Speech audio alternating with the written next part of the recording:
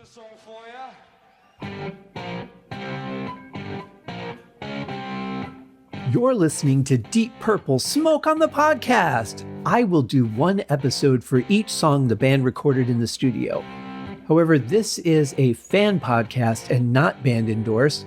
It's more of a tribute to their long history, well beyond just the hits, and my way of giving something back to a band that has given so much to me. Let's dig in!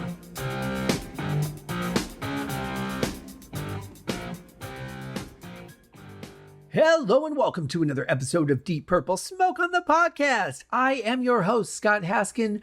We are in Season 10, the Stormbringer album. This is Episode 8, The Gypsy. And let me tell you, I could not have picked a more appropriate day to record this song.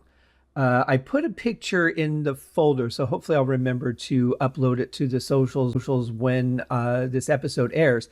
But it has been the most crazy day of storming, of clouds, of just wild CGI looking skies. It's been absolutely incredible.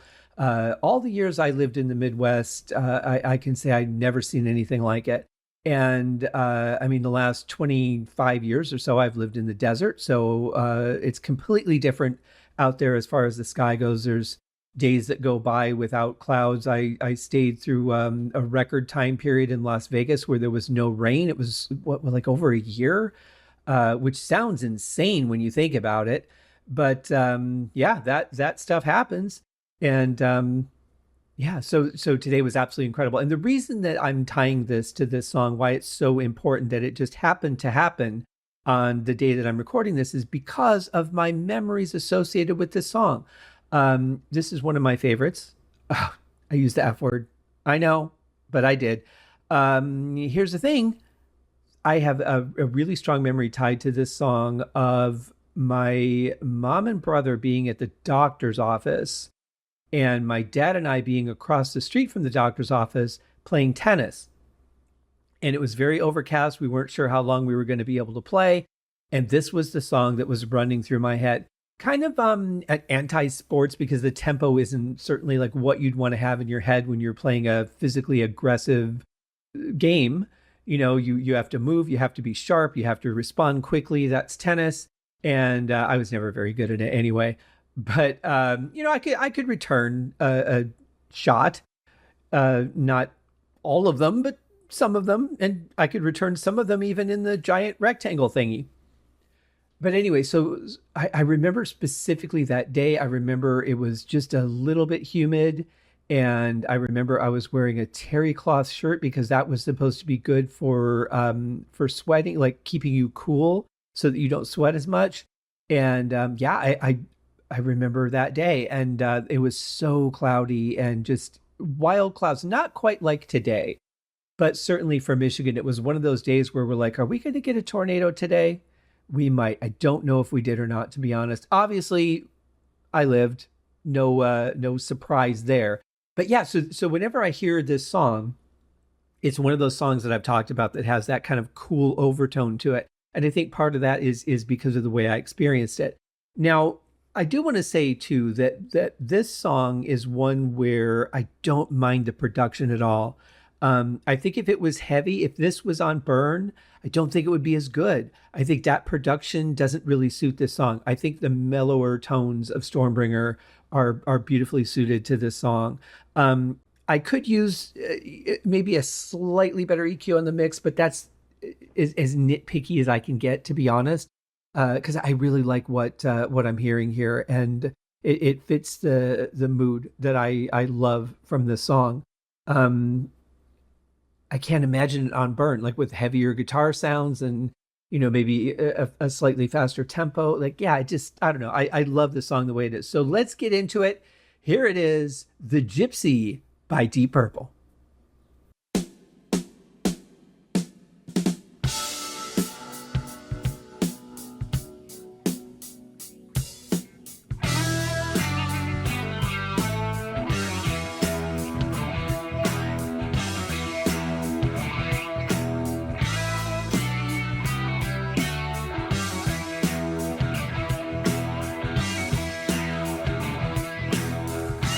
Nice, simple intro from Ian Pace.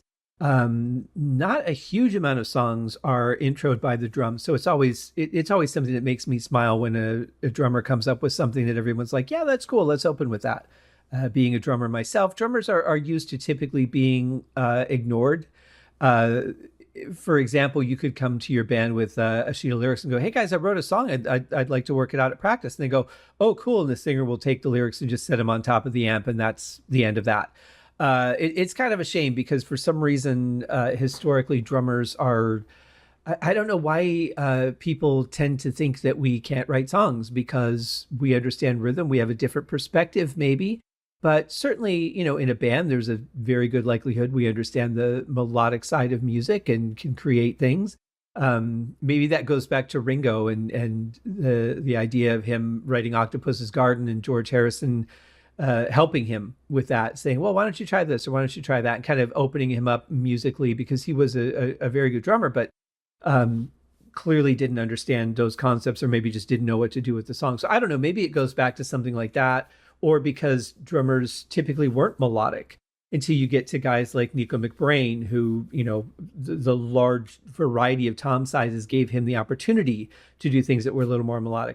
But in any case, we get a really cool, simple intro from Ian Pace here. I like it. And then we go into the riff. Very cool riff. I like riffs like if you think of a riff like Paranoid, it's very simple and repetitive. Da da da da da da da da, da, and it just repeats, right? This is something that's longer. It's more of a story unfolding right off the bat, and I like that because it kind of sets the tone for the song. Also, we've got multiple guitar tracks here, and we've got some with our buddy the Phaser, who has made quite an appearance since the Who Do We Think We Are album. And continuing on, not a lot of it here on Stormbringer. When you're doing a straightforward, more bluesy type stuff, effects don't tend to work on that as much. But here, I think they're placed beautifully. They're just subtle enough to blend in and just visible enough to be noticed. And I think that's a fantastic blend that they came up with for this. Tell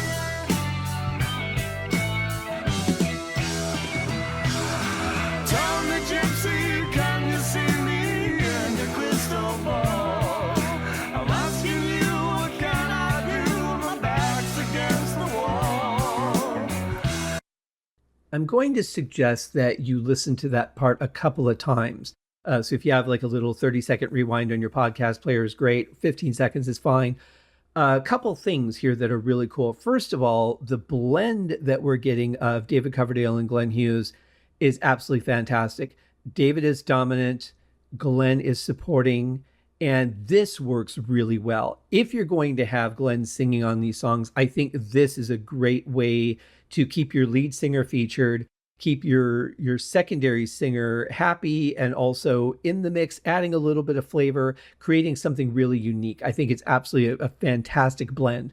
Also, I love that deep breath that we get from David before he starts singing. For some reason with this, the song is a little bit about kind of desperation. He needs help. He's gone to this person before. He's coming back because he's in a desperate situation. And that breath almost feels like, I got to get this off of my chest. I've got to do something, a little bit of intensity there. And I think it works so beautifully. I don't know if that's why they left it in, but I'm really glad they did because that sounds fantastic. Behind all of that, we're getting some really cool playing from Glenn on bass. I really like that. Ian Pace is playing actually a little bit jazzy on this, considering it seems like it's going to be a pretty straightforward song, but he's actually throwing some stuff in there that kind of keep the song moving a bit. And I really like the sound of all this blending together. I think it's fantastic. I can't hold on much longer. So come to you, my friend. For now, my life seems at an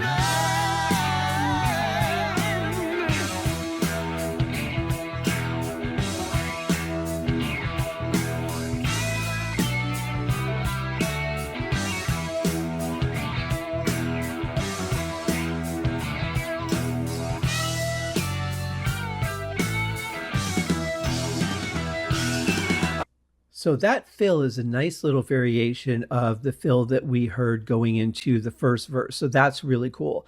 Um, Lyrically, there's not a lot to the song. In fact, we're almost done with the lyrics, but I like that there's a couple lines in there where Glenn kind of became a little bit more dominant. I just think that mix is great, but it's nice to have a little bit of variety in there.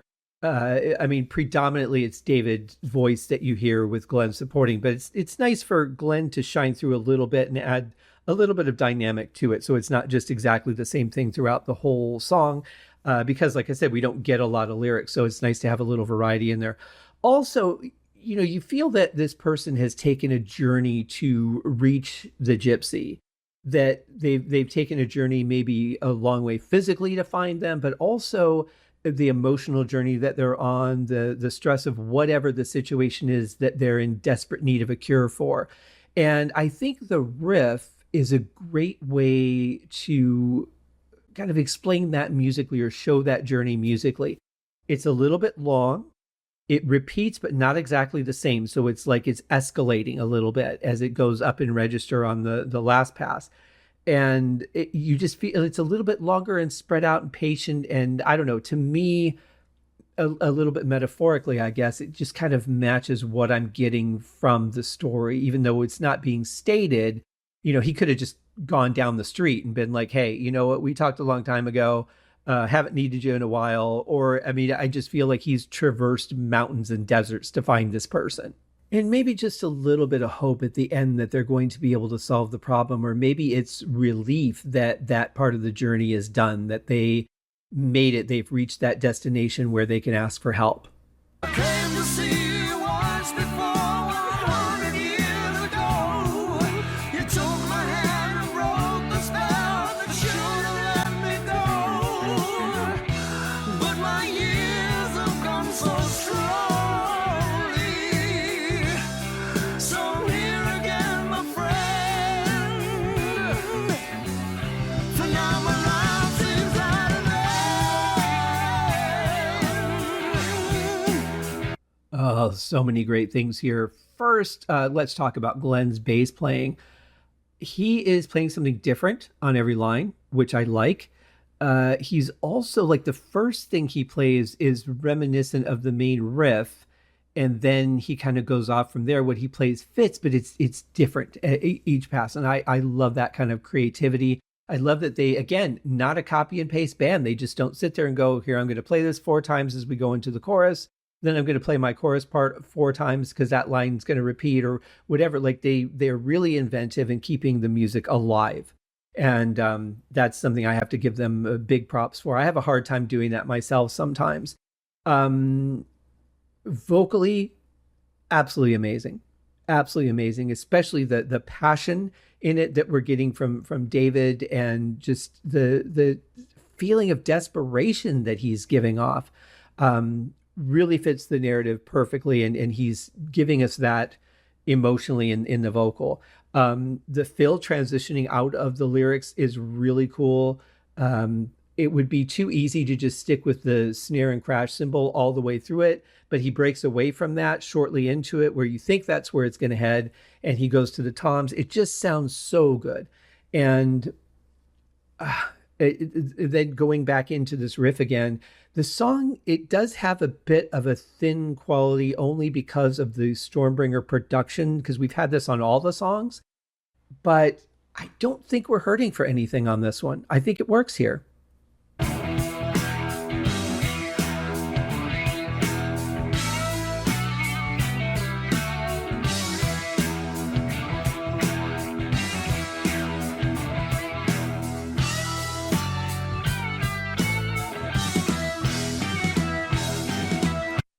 I love that there's one random seeming hi-hat lift in the middle of all of this. It's maybe kind of by way of introduction of where we're headed. I don't know, but it's like the first time I've noticed one in the song. And it just seems a little bit randomly placed. Again, the transition fill going into the next part is reminiscent about what we did going into the verses. What we did, as if I'm a writer on the song, what the band did. And I like that. It's, it gives that familiar feeling. It's like, okay, this is the Gypsy transition. And it's kind of like when you have a movie theme And every time you go to a certain location, or every time you have a certain character who's in danger, or whatever it is, there's a lot of times recurring themes that you may not notice consciously, but subconsciously you're like, oh yeah, this is the tone where, Freddy could get, his claw removed, or whatever it is. And whenever you hear that, because of the way that they've set that up, your mind somehow goes to, I think there's a little bit of danger here. So, as you would normally get in a song, a big fill like this is a transition, but it's also a little bit telltale for this song that we're about to go into something different.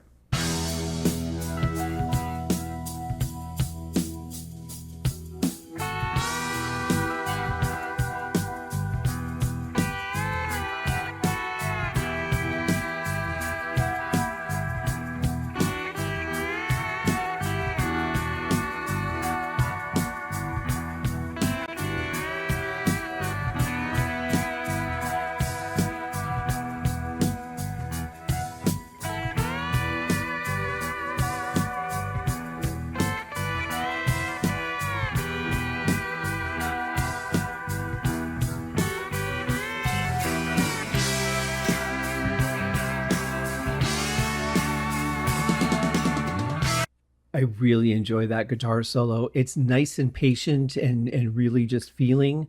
And really, we're not far away from Ritchie recording the guitar solo to Temple of the King, which this kind of reminds me of a little bit. That same just patient emotion coming out, just telling the story, what am I feeling right now in this moment, and just playing it. It feels very natural. I'm pretty sure it's double tracked, but that's fine, because if you can play something in the moment and then go, okay, what do I do? Let me hear this a couple times. Okay, I got it. And then record your second track. But the performance either way, I mean, even if he wrote this all out and played it note for note, we're getting a very smooth, very in the moment feeling solo here, very patient, which I really appreciate.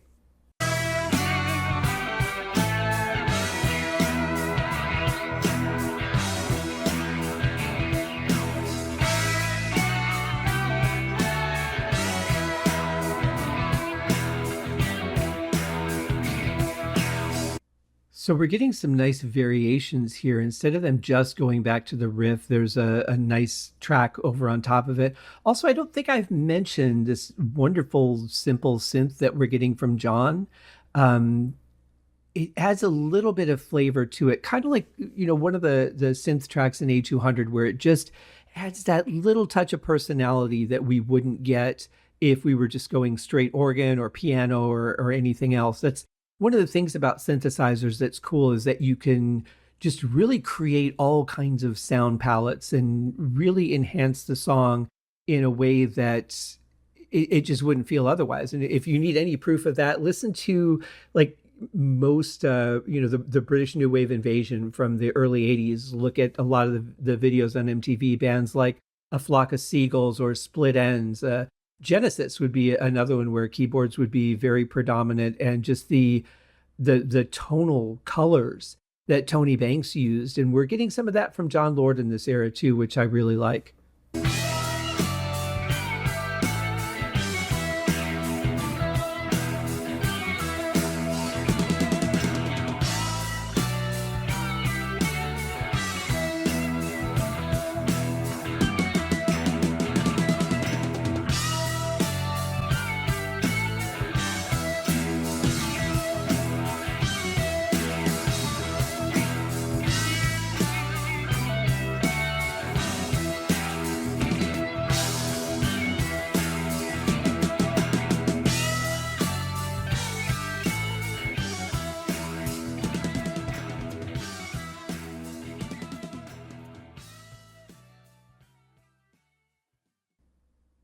For some reason, I thought Ian Pace was going to duplicate that role, and instead he did a variation of it in the second half, which I thought was pretty nice. I like that this song is just a little over 4 minutes long. I think it would have been very easy to keep it going, add another part, put a keyboard solo in there, bring back the vocals at some point. I really like the arrangement on this. I like that the vocals are minimized, but you get a lot of emotion out of them. There's a great solo, but there's not, the song just doesn't go on and on afterwards. It actually ends at a very comfortable time. But the whole thing just has a certain element of mystery and warmth on top of being nervous and having that tension of I need to solve this problem. It's such an amazing variety of emotions in this song. Yet at the end of it, it leaves me smiling. I don't walk away from the song going, oh my God, I hope that he's okay. I just feel like everything's going to be fine. You're in good hands. You went to the right place. Musically, I feel good, even though it's that same riff. Like I'm not getting anything different that should change my mood from this has been a long journey. But I guess after the solo, I feel like we've let that emotion out a little bit, and now we can just tell the story a little more disconnected from the stress of it, and just enjoy those melodic tones. I don't know. I might be reading far too much into this, as I tend to do, but everybody feels music the way they feel it, and that's the beauty of it. And I'm really like, this is one of the ones that when I started thinking about doing the show, I was really most excited about, because like I said, I've never really listened to these songs critically, except for a small handful where I was learning down to, each and every drum hit. But even with that, I wasn't, reviewing the vocals and listening to, look, okay, what are all the layers here? What's going on behind this? And what's John doing and all that? But this was one of the ones I was most interested to see what I would discover. And I can't help it. I like this song even more, which just makes me grateful I'm doing the show. I hope you guys like the song. If you don't, that's fine. Music is subjective. For some people, the tone might kill it. For some people, they might not like the riff. They might not like the fact that there's a small amount of vocals. I mean, there's all kinds of things, but that's the beauty of music. And I love when people try to tell me I'm wrong about how I feel about something.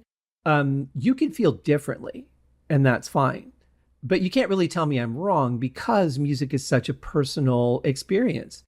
And, if you listen to any rankings show, Deep Purple Podcast has done them, and the Podcast Will Rock has done them.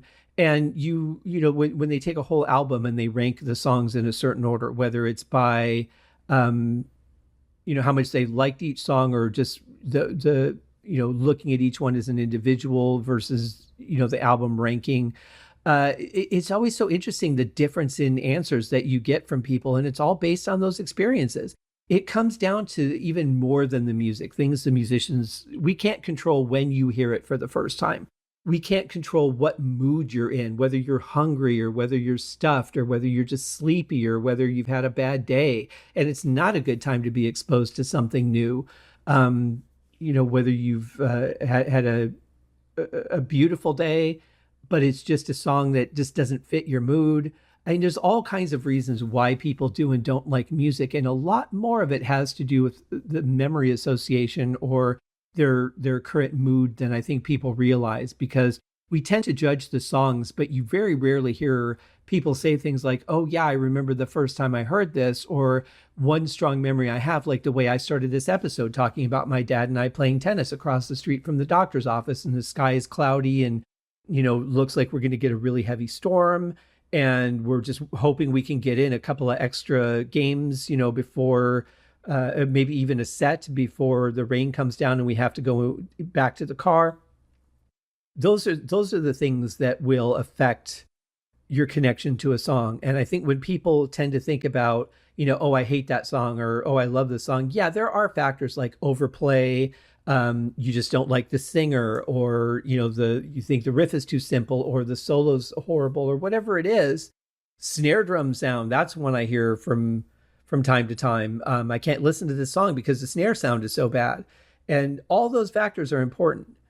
But that's the beauty of music. That's what makes it such an amazing thing, or all art really is.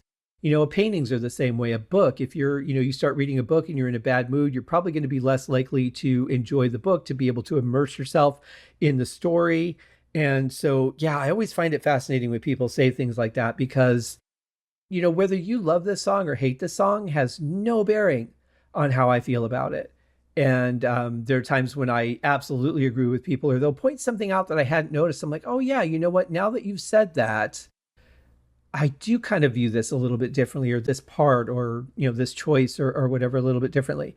But overall, whether I like a song or not completely has to do with so many factors that there's no way anybody can tell you that you're right or wrong on how you feel about something. They can only explain why they feel differently.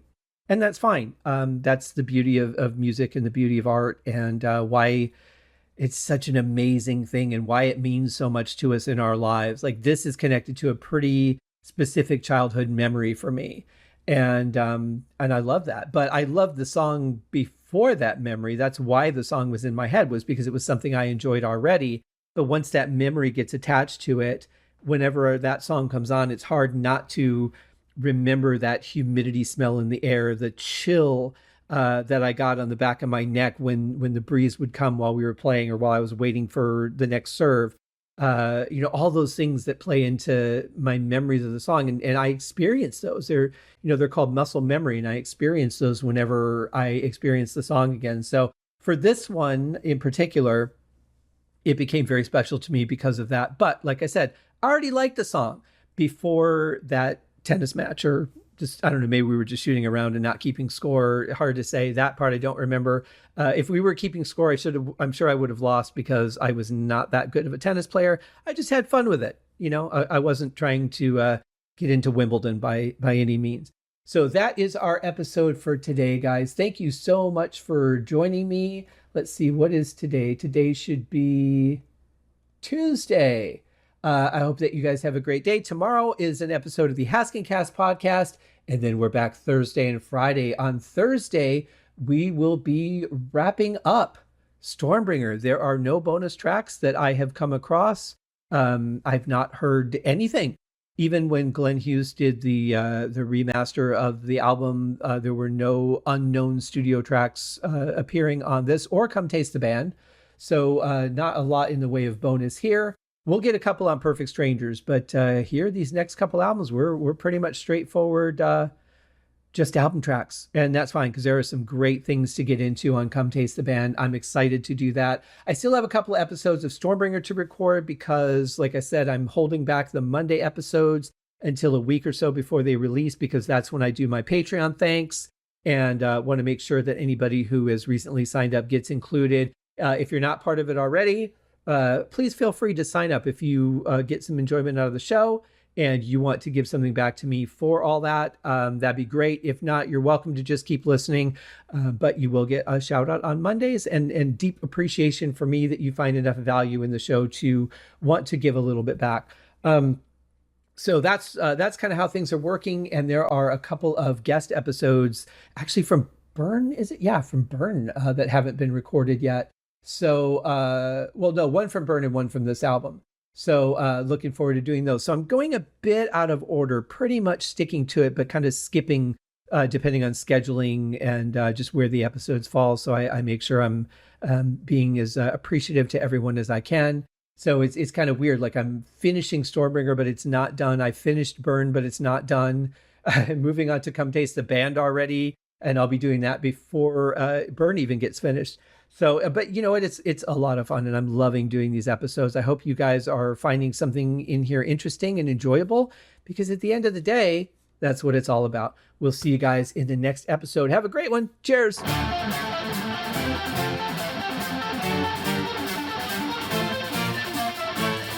Thanks for listening to Deep Purple Smoke on the Podcast, a tour of the entire Deep Purple studio recordings. Please remember to give the show a rating on Apple Podcasts or wherever you're listening. Leave a comment and tell your friends. I also have a Patreon set up if you'd like to support the show. You can also write to me at smokeonthepodcast@gmail.com. I hope you enjoyed the episode, and thanks for listening.